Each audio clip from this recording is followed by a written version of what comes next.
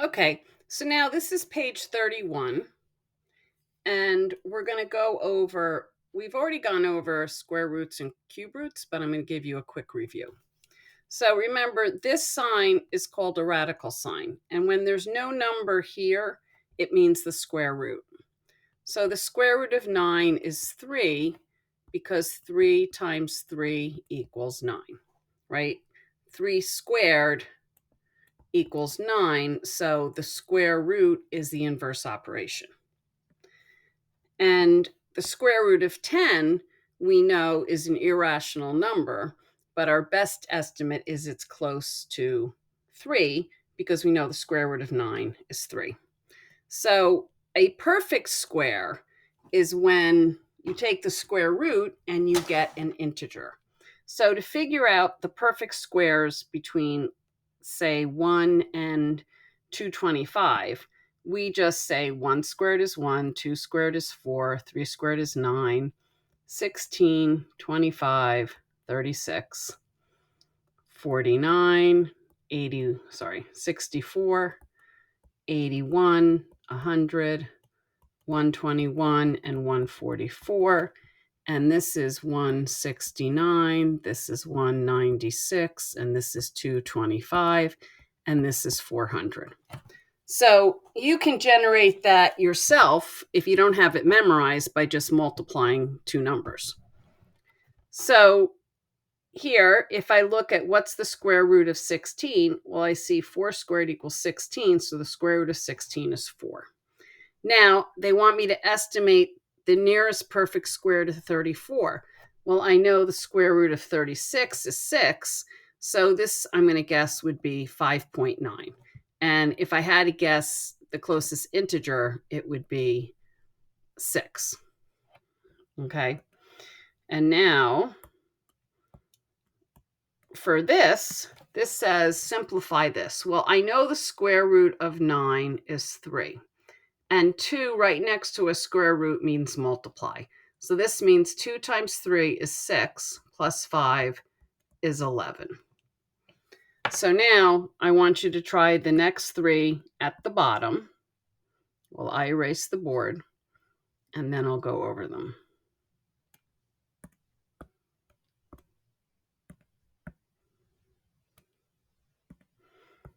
Okay, well, if you're not done, you can stop the video and start it again.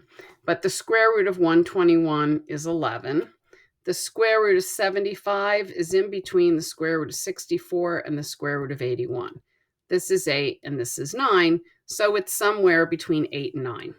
Okay, we could say 8.5. Now here, the last one, this is 3 times the square root of 16. Well, square root of 16 is 4, so 3 times 4 is 12. 12 minus 15 is negative 3. Okay, so now let's turn the page.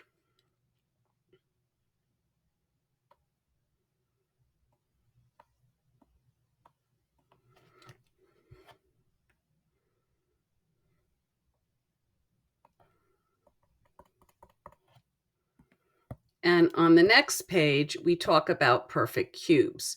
Now, a cube root is when you see the radical sign, but you see a 3 there.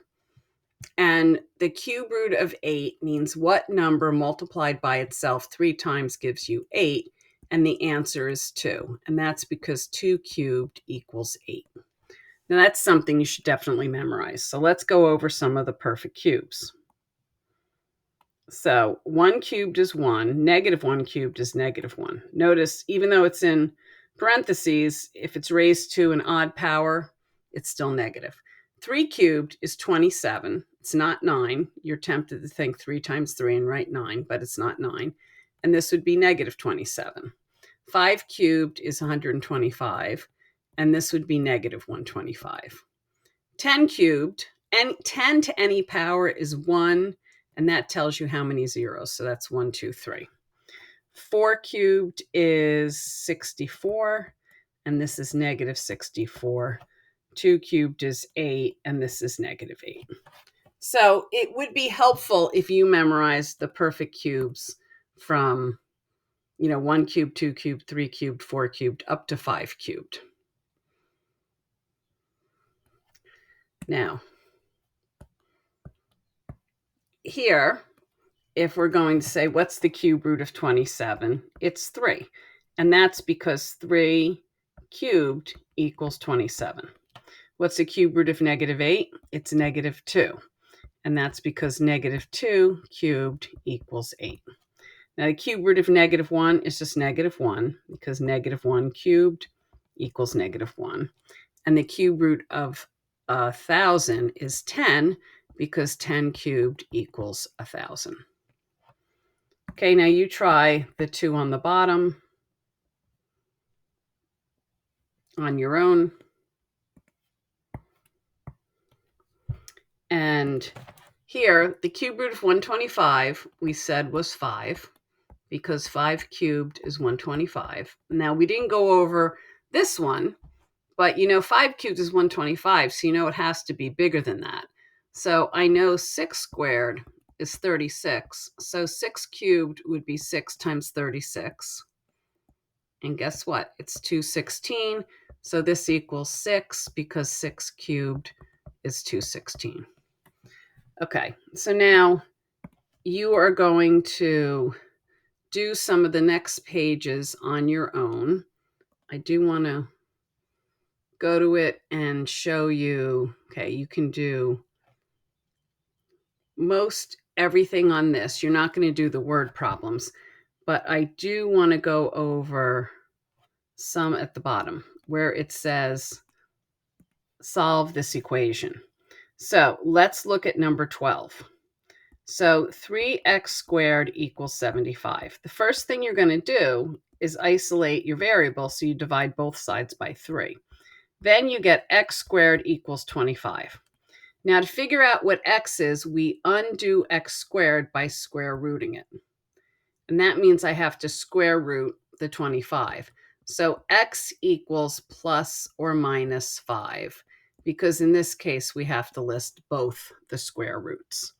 And you're going to skip 15, 16, and 17. Okay, let's look at the next page and see if there's anything a little tricky. And you can use a calculator for these. Okay, and this looks pretty much the same. So now you look at the homework board and you figure out what else you have to do.